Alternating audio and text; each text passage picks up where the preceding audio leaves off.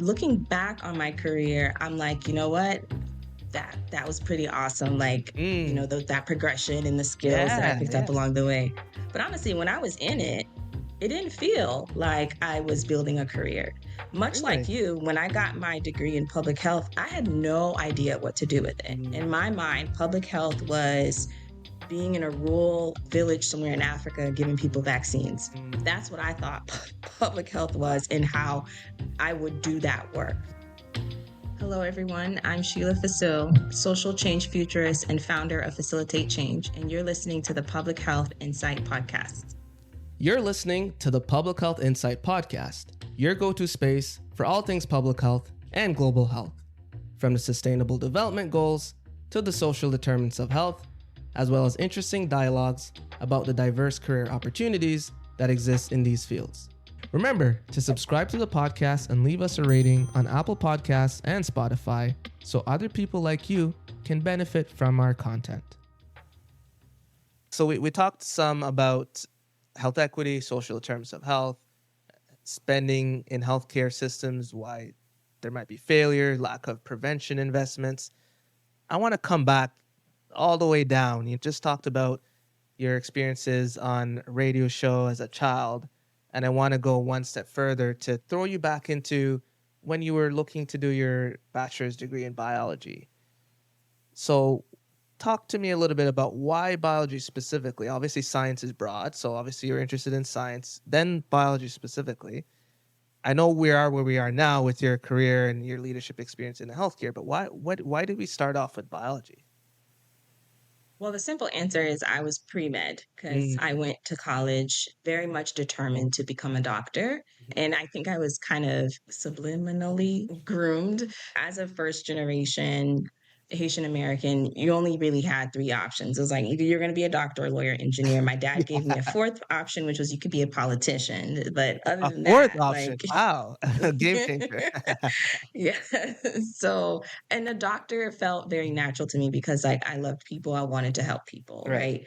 right? So, and I think also what's interesting about though getting the degree in biology is I was always very fascinated with the human body, but more specifically like the systems in the human body, like the way that a cell works.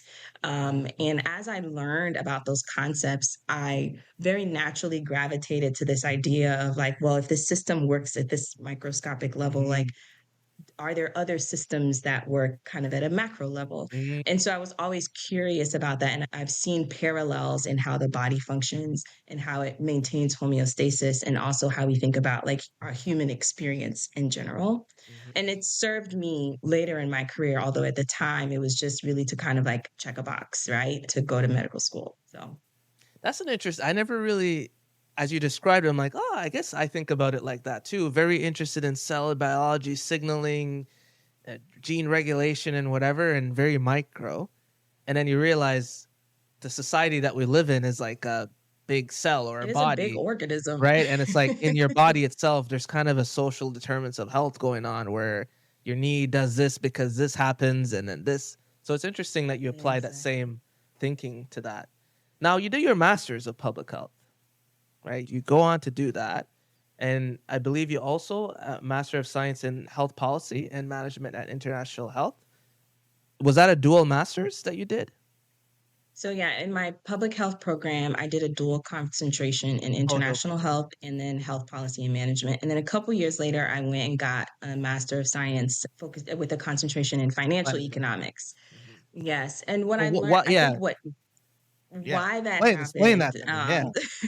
a couple reasons. Well, one, there was I've always felt like there was something missing in my public health training in terms of like Mm, understanding money, because money capitalism drives so much agree. of why things happen and or don't happen in our society. And I really wanted to better understand that. And also at the time, I had a really strong interest in day trading and I dabbled in that. And I wanted to like better understand. I kind of still do on the side. So I also wanted to better understand like financial markets and other things. And it definitely served me. I think going back, Mhm, what I should have did was probably an MBA with a focus with a concentration in health. But at the time, mhm, didn't know that that was a path that mhm, was mhm, available to me. But I think it worked out because having like a deep public health training and Mm. background, it shapes the way that I think about healthcare. And then having like a purely financial training where I learned about like bonds and balance sheets and venture capital and private equity and just the general like mechanism of like how money is made and generated and managed. I think those understanding both has really served me. Was there a particular role that you had where you're like, I need to understand this money stuff? Because you kind of spoke to it a little bit high level, but was there a moment where you're like, this is very frustrating, and I find myself not being able to accomplish what I want based on a lack of understanding of the financial economics piece? Was there a particular role or Yes. stage in your career? Yeah, there was definitely probably 6 or 7 years into my career, I was starting to get projects where I was responsible to come up with a budget, right? And Okay. figure out like how to price things Mm. and define costs and understand like revenue and other things. And what most people will tell you who go into like administrative work is nothing really prepares you to like handle a budget and when you're really responsible for like money and how it gets spent, right? So how I draw like and budgets really is kind of like Mm. it's a lot of like guessing, but also like forecasting and like looking at past performance and how things cost. And you want to better understand and have like a some sort of theory that you're applying when it comes to like, okay, this is how much things are gonna cost. If you're gonna, for example, like open up a new program and you're gonna launch a new clinic and you need this many doctors, this many nurses, this many medical assistants, equipment, and this and that. And then no one tells you, for example, like you have to factor in turnover. And that's like an actual dollar amount that you have Benefit. to think Mm. about, right? So, but yes, it definitely came up. And I'm glad that I had that training by the time I was in a director role where I was like responsible for, the budget, multi-million dollar budget of a department, Mhm. right? So having that training and perspective definitely came in handy. So you got the two masters. You're supposed to be done right, but then you did this thing that I also have, and I always value it and enjoy talking to people who have it. The project management professional certification. So you have the financial background and acumen from your masters. Where does the project management piece fit in? Because obviously, a big part of projects is the money piece. What did you Yeah. feel that you were then missing still to then, from all your educational experience, to still go and do a project management certification? Was it more like to certify that you already have these skills, or more you were looking for something, or both? It was a bit of both. And it was actually doing my master's in financial economics. I took a project management class. And it was a little life changing because I was like, I was in a project manager role and had not been exposed to some of these concepts. And it felt very intuitive, but also like now I have all these tools Mm. to really just make it much more efficient. Like Gantt chart, love a good Gantt chart. Like I live by Gantt charts and having like timelines and milestones and who's responsible and how are you going to communicate and managing risk, right? It deepened my skills and it gave me these tools. But like you said as well, it was the credibility of having the PMP and now being able to say, like, yeah, I've mastered this skill set. That's very interesting. I same experience for me when I got it. S- you learn so much. You learn different things to bring to the table. You're able to think differently, use different terminology, understand how to break complex things down into its simplest forms. So it's really refreshing that I have a fellow PM peer here with me, amongst the other pieces that you bring to the table. Now, I wanted to shift to something. I saw this on your LinkedIn. You describe yourself as a social innovation architect and a social change futurist. What does that mean? So I've been playing with taglines for a little bit, just because I think it's helpful for people to be able to understand like what value you want to bring to the world. Now, social innovation architect, the reason why I really like that tagline is being in the healthcare, public health space, it is fundamentally a human space, right? We're talking about people. And yes, systems, but people make up systems, our values make up our systems, how we allocate resources make up our systems. And I like to think that I bring innovative and unique ideas into that space based off of my own personal experience and professional experience. And then the word architect really was meant to be demonstrate that there has to be some intention in how you design innovation, right? It's not something that just happens because you want it. There are like foundational things that you need to do for innovation to take place, right? And I think a lot of those foundational things are the things that we still struggle with as people, you know? For Mhm. example, like part of innovation is being able to say, this doesn't work anymore. Mm. I was wrong. That's such a you know? simple sentence, but yeah. That's a very simple thing to Yeah. say, but Yeah. it's hard to say, like, I put in this whole program or I put in this whole policy and it does not work. Right. But that's usually where we need to start is be able to say, this isn't working anymore. Maybe it did before, but it's not working anymore. It takes a lot of humility to do that. Right. Or encountering a new problem, like, for example, COVID-19, like who's like most people in our life, I would say everyone in our lifetime has never seen anything like it. So at Mhm. some point people had to say, I don't know what this is. you know, but Mhm. if we had kept holding on to like trying to describe it as like the flu or the whatever, Mhm. like we would not have been able to problem solve and come up with new solutions, right? Um, and I think the other piece of it is diversity. Mhm. Um, there's a beautiful thing about having people with totally different lived experiences and backgrounds working together to solve a problem. Because I'm going to have a very unique perspective for someone who, you know, I grew up in the South, Orlando, Florida, from someone who maybe grew up in Michigan or Tennessee or New York. I'm a first generation Haitian American. I have a different perspective than someone who from someone whose family has been here for generations, Mhm. right? I'm college educated with a master's degree. That's a very different perspective for someone maybe who only finished high school, right? But all of those perspectives can bring very valuable information in the form of the questions that we ask, right? So I definitely believe that if you're going to have innovation, especially when it comes to how we tackle social problems, Mhm. human problems, Mhm. you need to have lots of different humans in the room talking together Mm. and talking about it Mm. so we can come up with new ideas. There's a little bit of foreshadowing there. Sounds like someone who went on to start their own company, but we'll save that for a second. But before we get there, I want to talk to you about your career a little bit. So, you've had a lot of different roles, a lot of senior leadership roles, executive roles over the span of 15 plus years. I don't want to date you. I'll just say 15 plus years. When you reflect on that, what are some of your most memorable experiences as you built your career and things that you learned that you maybe didn't learn in a classroom or textbook? Yeah, I would say that it's interesting because looking back on my career, I'm like, you know what? That was pretty awesome. Like, you know, Mm, that progression and the skills that I yeah, picked up yeah, along the way. But honestly, when I was in it, it didn't feel like I was building a career.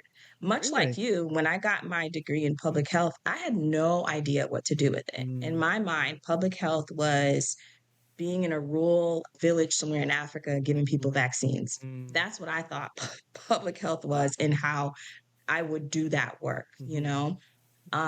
And it's interesting because my very first job was working on a federally funded project to build, you know, programs to assist people that were living with HIV and AIDS, marginalized communities more specifically, to help them adhere to their medications using a peer-based model.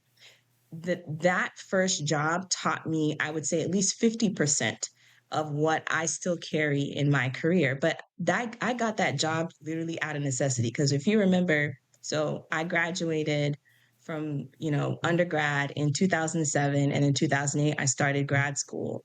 2008 was the global financial crisis. right. So it was not easy to get a job.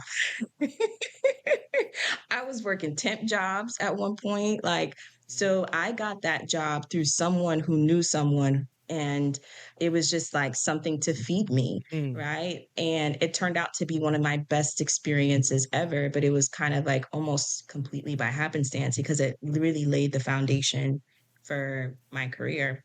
Um, and some of my roles after that, like as I learned different skills and opportunities, then it opened up the world to me of, Mm. oh, this is what's possible as a next step. So every job prepared me for the next job, but it didn't feel like that in the moment. Mm. Tell me about, in particular, your experiences at the Boston Medical Center, the leadership roles there. You've worn different hats, whether it's sort of director level, more admin, and some more operational experiences. What do you recall from thinking about those leadership experiences? Yeah, so my first role at Boston Medical Center was a administrative director for a department, a neurology department. And essentially what that means, I think of departments in hospitals as almost like mini hospitals, right? Mm. You are responsible for the money, the people, the workflows to deliver a specific kind of care. And my specialty was neurology. So it was my responsibility to recruit physicians and onboard them, get them trained. It was my responsibility to develop compensation packages as well to help retain those physicians. It was my responsibility to build an administrative team that could run the clinic and run the back office operations. I supported our research infrastructure by keeping an eye on how we were spending our grant dollars and making sure that we were giving our clinician researchers the opportunities and resources they needed to advance their research.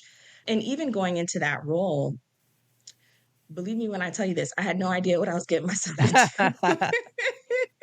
I really didn't. And I learned a lot on that job, a lot. And what was probably the hardest thing that happened on that job was maybe 5 or 6 months into it, COVID happened. Right. Mm. So I'm new to this job. I'm helping to build a department that's a bit of a turnaround situation as well, because it's new leadership and we're trying to bring on more physicians to address access concerns and trying to support our teams as well. So a lot of it was learning on the job, like how do you manage people while also managing like the strategy and the budget to take this department in a specific direction.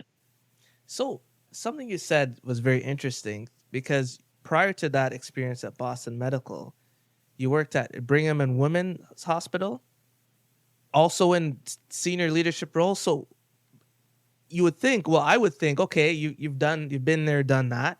You're moving to a different system. You still found it a little bit, it sounds like awkward at first. I'm just trying to wrap my head around. It seemed like you were as prepared as you could be, and still you had to kind of make a lot of adjustments.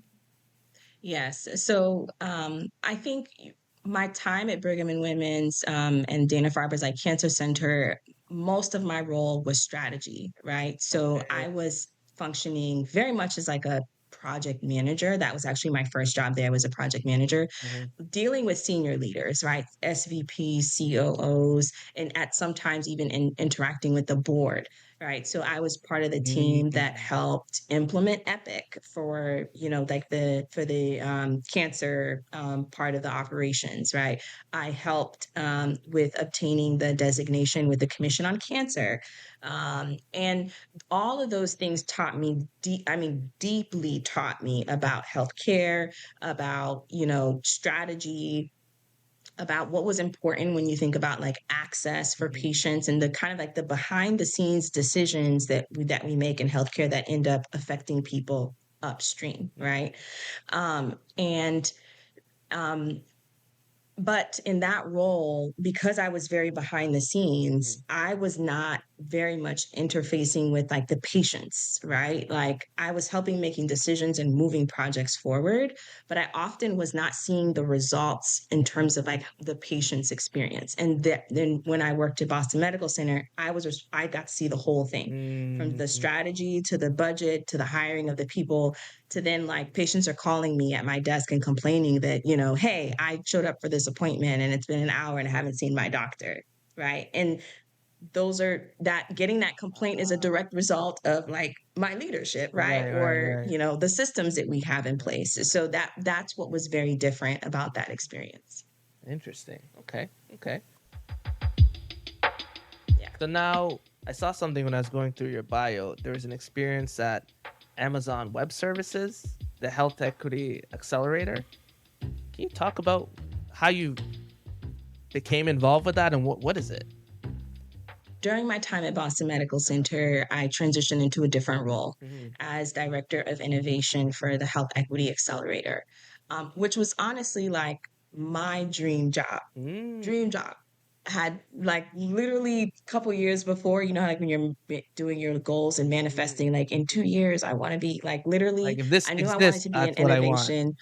Exactly. And I want to do health equity. So that was the job. And what was nice about being in that position was it definitely elevated my visibility outside of, you know, the organization where I was working, and people were reaching out to me to get advice and mentor and speak at conferences. And Amazon Mm. Web Services was running a health equity accelerator, and they reached out to me to mentor one of their organizations that was part of that cohort. It was such a wonderful experience and a great company, actually, that was doing really amazing things.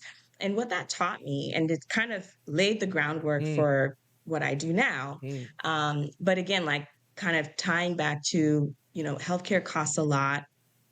People are often not getting what they need. And now I'm in this space where I'm watching the future of healthcare, like startups and, that pipeline Mm. of innovation and how it's being developed. But I'm seeing like significant flaws, right?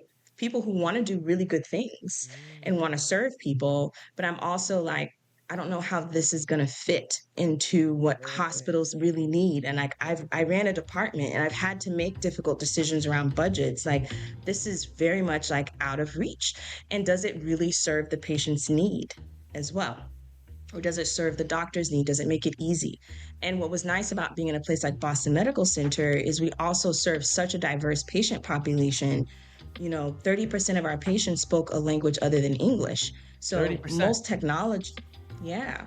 So most technology that we were kind of vetting or I was seeing on the market only served English or English and Spanish, where we had patients that spoke Haitian Creole and Portuguese and Vietnamese, and they were not being considered or thought of in the product development. So those experiences really showed me where there is like significant gaps in how we think about innovation in healthcare.